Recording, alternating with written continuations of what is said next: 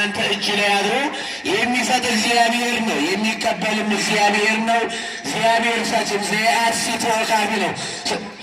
ስለዚህ ቶሎ እያላችሁ እግዚአብሔር ይስጥልን፣ እግዚአብሔር ይጠብቃችሁ። እግዚአብሔር ይህን የተጀመረውን በአጭር ጊዜ እዚህ የደረሰ አሁንም በአጭር ጊዜ ለማስፈጸም እሱ እንዲፈቅድልን ፈቃዱ የእሱ ፈቃድ ይሆንልን። አመስግኑት እግዚአብሔርን። አካውንቱንም እንነግራችኋለን። አካውንት ቁጥር ዛሬ ብዙ ብር ይዞ የሚል ስለሌለ 10,000 የዚህ የልማቱ ማለት ነው 10,000 29 27 16 19 የሚገርሙ ናቸው ቁጥሮቹ በራሳቸው። 10,000 ያው አይጠፋም። ከዚያ በኋላ 29 ቅዱስ ባለወልድ ነው።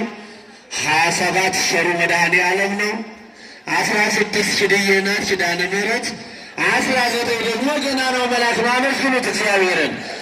ቶሎ በሉ፣ ጊዜ የለንም።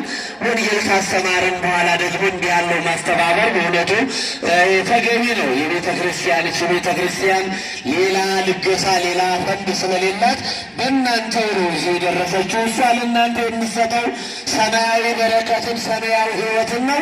እናንተ ደግሞ በምድር ያለው ለዚሁ ለሕንፃው የሚሆነውን ነውና፣ ስለዚህ ሁላችሁ የገብታችሁ መባችሁን አስገቡ። ስንት አስገባሽ? ታችን ማነው ትበሉ?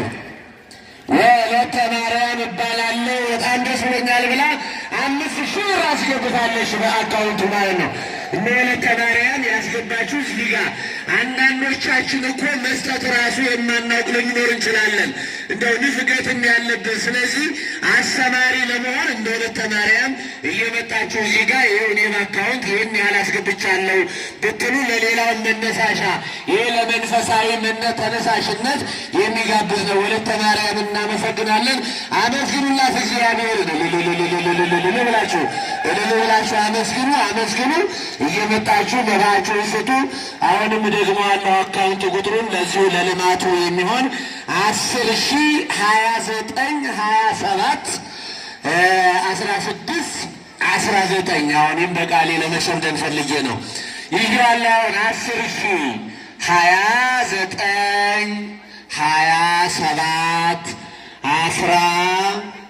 16 19 ይሄን በደንብ ያዙላችሁም። በቤታችሁ ሆናችሁ ሁሉ ማለት ትችላላችሁ። ጥላ እየዞረላችሁ ነው። ይህ የቅዱስ ገብርኤል መልእክት ነው። እንግዲህ ልጆቼ በቤቴ የሚለማውን ልማት በእናንተው መፈጸም አለበት ብሎ በእኔ በታናሹ ልጁ ላይ አድሮ እየተናገረ ነው። እግዚአብሔር ነው የሚናገረው። ስለዚህ በርቀት ያላችሁ ሁላችሁ ጥላ